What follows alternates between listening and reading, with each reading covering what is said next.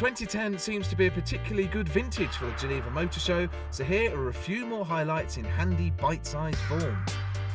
In April, a mildly facelifted Lotus Elise will be available.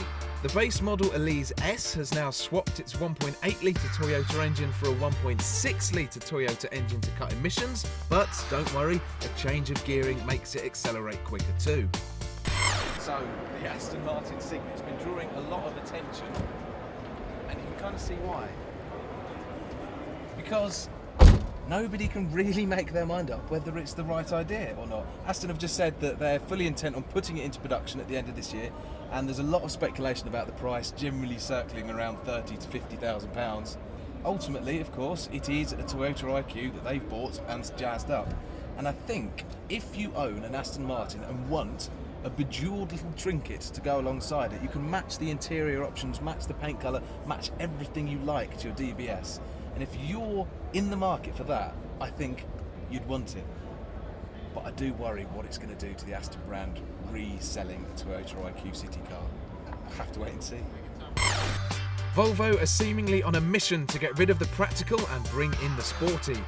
It starts with the new S60, supposedly the best handling front-wheel drive saloon available. The sharper steering, greater use of lightweight materials, torque vectoring which shoves grunt to the most appropriate wheels, and a hairy sounding 300 horsepower T6 version with optional four-wheel drive.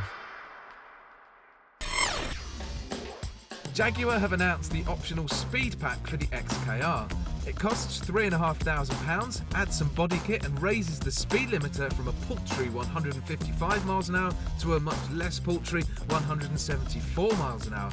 And in other British news, meet Sunderland's radical new son, the Nissan Juke.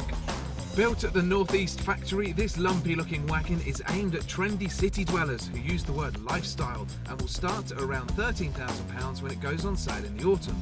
It's got a fabulous interior and, intriguingly, as well as a couple of boring engines, a hot hatch rivaling 190 horsepower petrol turbo.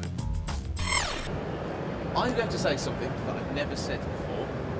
Vauxhall Mariva is really exciting. Most cars these days are incredibly good. Most Vauxhalls these days are incredibly competent. But sometimes they lack a little USP, a little selling point that makes people really want to buy them. And the Mariva has got one.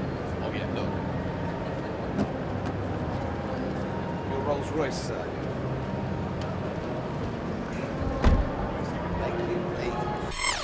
This is Alfa's replacement for the 147, the Giulietta, which is slightly better looking in the flesh than in the pictures. Slightly anyway.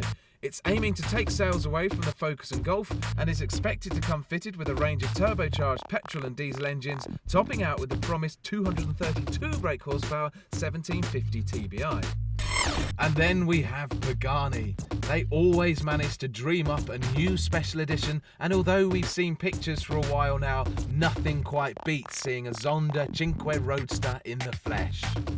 Just 5 will be made, assuming they can find 5 people who are willing to pay the €1.3 million asking price, plus local taxes. It's got 678 brake horsepower, does 217 miles an hour. It's got things like titanium suspension, the world's greatest air intake, sequential gearbox, and bodywork that can only have been drawn on the easel of an angel.